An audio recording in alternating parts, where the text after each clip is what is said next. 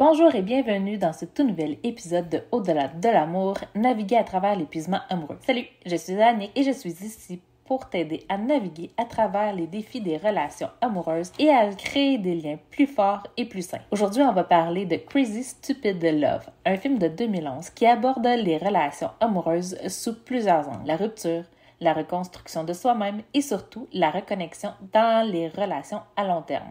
Ce film est une excellente illustration de comment, après un divorce, on peut se retrouver, à se redécouvrir et à réapprendre à s'aimer et à trouver un nouvel équilibre dans sa vie amoureuse. Dans cet épisode, on va parler des dynamiques de couple, de la façon de gérer une rupture, de se reconstruire après un échec amoureux et de l'importance de la communication pour établir la confiance et l'intimité.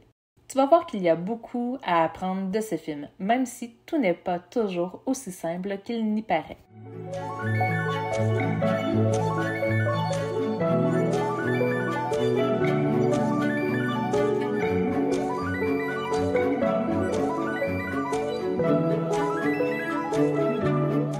Tout d'abord, il y a la rupture et ses conséquences dans une relation à long terme. Le film commence avec Cal, joué par Steve Carell, qui apprend que sa femme, Emily, jouée par Julianne Moore, veut divorcer après 25 ans de mariage. La rupture est un choc pour Cal, qui se retrouve dans l'incertitude et la confusion. Cela met en lumière une réalité importante. Les ruptures, même après des années de relation, ne sont jamais simples et peuvent profondément affecter l'identité et l'estime de soi des deux partenaires. Dans la réalité, beaucoup de personnes, après une rupture ou un divorce, se retrouvent à redéfinir qui elles sont. Elles peuvent ressentir un manque de direction ou un déséquilibre émotionnel. Mais la reconstruction personnelle est une étape essentielle pour pouvoir avancer et reconstruire une relation, qu'elle soit avec soi-même ou avec quelqu'un d'autre. Ensuite, il y a l'importance de la communication et de la transparence dans le couple. Une des leçons clés dans Crazy Stupid Love est l'importance de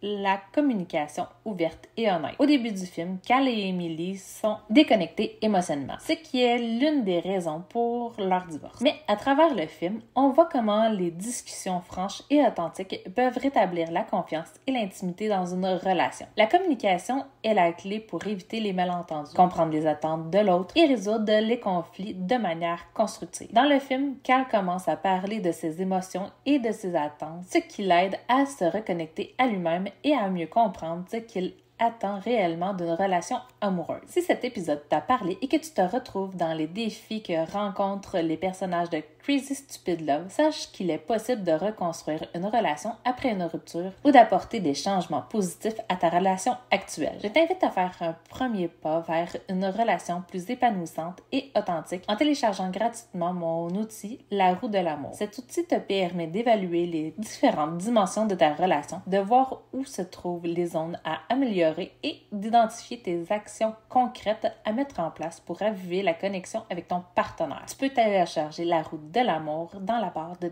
description. Si tu souhaites aller plus loin et obtenir un accompagnement personnalisé, je t'invite à réserver une consultation gratuite avec moi. C'est l'occasion d'explorer ensemble comment restaurer la communication, l'intimité et la complicité dans ta relation. Et comment construire une nouvelle dynamique amoureuse qui te ressemble. Tu peux réserver ta consultation gratuite dans la barre de description. N'oublie pas de me rejoindre aussi sur mes réseaux sociaux pour plus de conseils et pour discuter de tes réflexions sur cet épisode, que ce soit Facebook, Instagram ou même YouTube. Pour finir, le processus d'auto-découverte après une rupture. Un autre aspect intéressant de Crazy Stupid Love est la reconstruction de soi. Après la rupture avec Emily, Cal doit non seulement retrouver son identité en dehors du rôle de mari, mais aussi comprendre ce qu'il veut réellement dans une relation.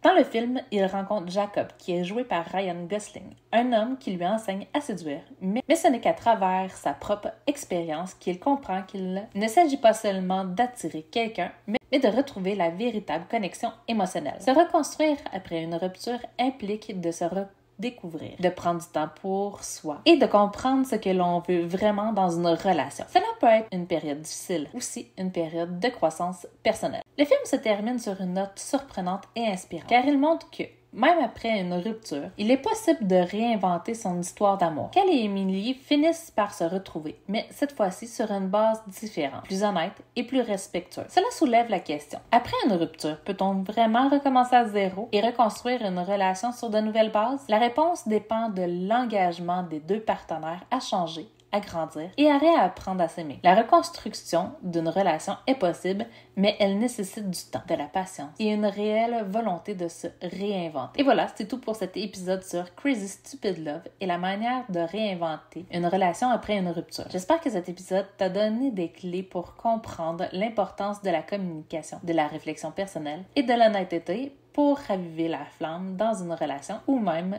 en sortir plus fort après une rupture. Si tu te reconnais dans cette dynamique où tu cherches à reconstruire une relation ou à te redécouvrir après une rupture, je t'invite à réserver une consultation gratuite avec moi. Ensemble, nous pourrons explorer comment restaurer la confiance et l'intimité dans ta relation. Et en attendant le prochain épisode, prends soin de toi et je te dis à la prochaine. Bye!